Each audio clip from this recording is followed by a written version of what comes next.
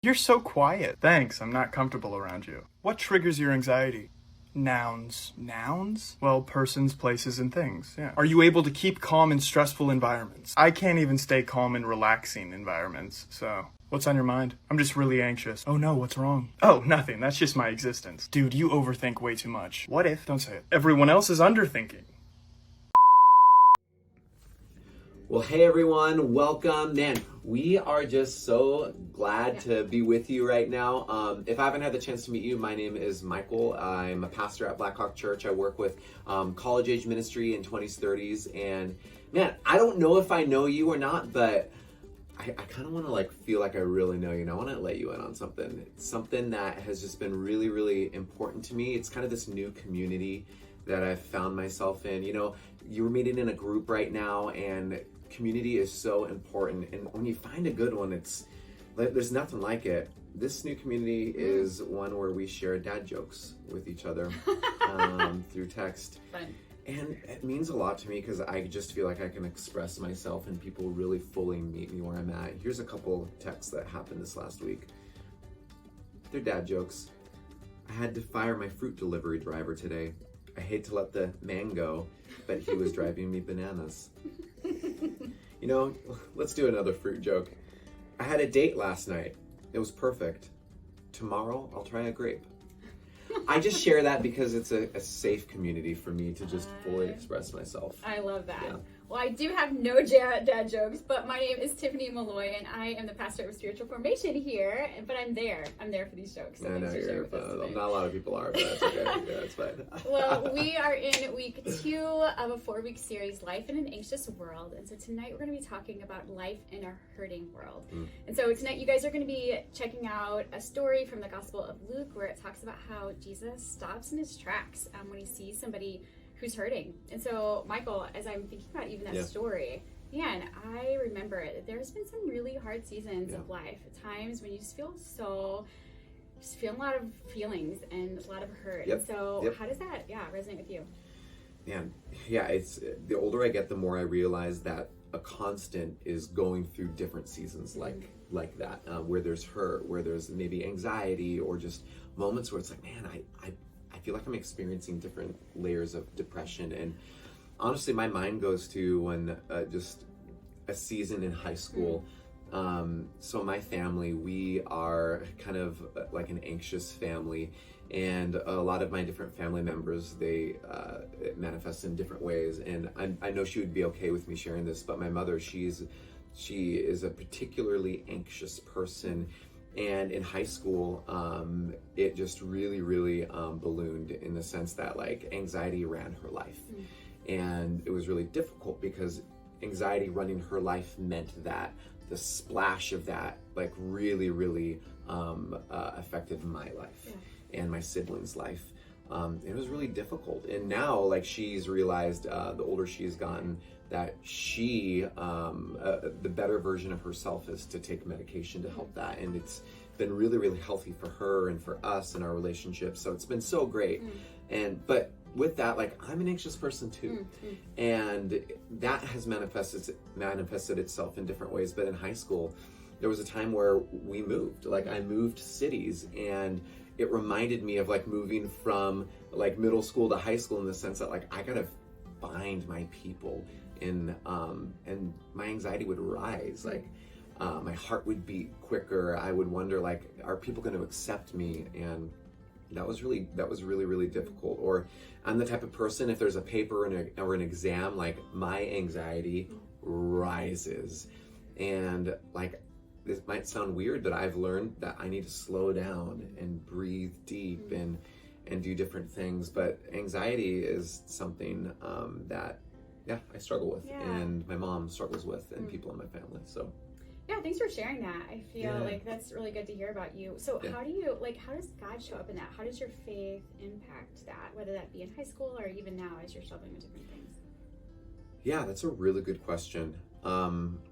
I'll kind of do a 2-part answer to that. I would say that first, an anxious person or someone who's experiencing anxiety, at least in, maybe I'll talk about myself. When I experience anxiety, It's just this fear of not having any control. It's this overwhelming fear that I cannot control what's going to happen. And so for me, knowing that there is a God who ultimately has everything in control, I can breathe deeply and just rest in that. And there's a process of me like slowly releasing my fingers, being like, okay, Jesus, I don't understand how you have control in my situation right now, but at least trusting that he does helps me just let go. And another thing, it's interesting, in high school specifically, like when I would experience different anxious moments, community really is the thing that helped me. I would see, and there was a point in high school, I was not following Jesus. I wasn't interested in following Jesus, but anxiety gripped me in different ways. But I would see people who were following Jesus, and they'd notice my situation and move towards me. And like, I would see them, there would be a difference to them because they knew that ultimately God had control in different areas of their life. So there was an ease. And that's not everyone who's following Jesus at all. I follow Jesus now, and that's not all of my situations. But I will say, seeing that there was a difference and that Jesus was that difference really, really helped me. Wow. So. That's awesome. Yeah. Yeah, I can kind of relate to your story. I mean, my details are different, but some of those feelings, the same, of anxiety. I remember the summer after my senior year of high school, right, going to college, being really excited about that. I was excited about the new adventures that we're going to have, but also just feeling really anxious. It was my first time really being away from family, and, you know, wondering, man, like, these are the people, my friends are the people that I have been with, like, for a very long time. So starting over felt really anxiety producing. And so I remember questions like, will I find my people? Some of the same questions that you had. Am I smart enough, like, to do my classes well? Like, what am I actually supposed to do with my life? Who is letting me make this decision right now? And just feeling gripped with the fear that, like, what if I make the wrong choice? And so going into my freshman year, man, it was a hard year. The whole kind of first semester, feelings of anxiety were kind of always just hanging out at the top. Sadness, loneliness, as I was really dealing with homesickness and starting over with friendships. And I just remember being really, really hard. Yeah. Thanks for sharing that, Tiffany. Yeah. So, yeah, and I think it's interesting how you relate to some things that I'm saying. I relate. Yeah. But in that, like, I have a question, if that's okay. Yeah, totally. Did you navigate that by yourself? Did you seek community when you were a freshman and experiencing all of this? It's a good question. I mean, I guess at first I did kind of seek it by myself. I tried to figure it all out by myself because I grew up in a family where you didn't really talk about your feelings. Like, that wasn't a normal thing. It was normal to kind of go hide your feelings and deal with it on your own. Don't tell anybody about it. Just kind of like work on it, you know? And so I didn't really know I could do that. And so I remember one night, my roommate, she had, was having a rough day, and she kind of opened up to me and said, hey, actually, I'm feeling uncertain. I'm feeling scared. I'm feeling sad. Like, do you ever feel that way? And it gave me the courage to say, actually, yes, right? And so I just remember, man, the courage that she had to go first really opened up my ability to kind of walk in after that. And so I think, kind of reflecting on that, I really do think that we are the vehicles that God uses to just like roll into people's lives and to share his love with them. And I know for her, I was just incredibly impacted by the way that she went first. And I really love that we serve a God who still shows up and sees us and meets us in our needs through other people. In a lot of ways, God has gone first too with us. Totally. So it's that's really cool. Thanks for sharing that. I learned a lot, and I feel like I know you more. Honestly, I know you more of that, and it's like, yes, I've had people who have gone first in my life. So. This is a great conversation. Yeah, it's so great. What's cool is that you guys now get to have the opportunity to have conversations. Maybe some of you are thinking like, I want to go first, and I want to share in this just your group setting. So we just want to encourage you. I want to encourage you.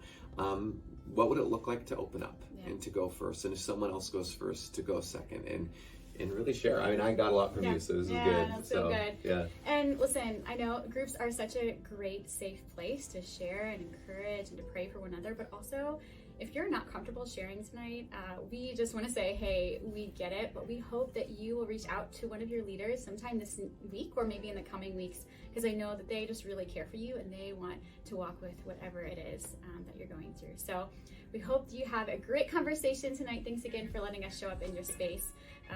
So good night, you guys.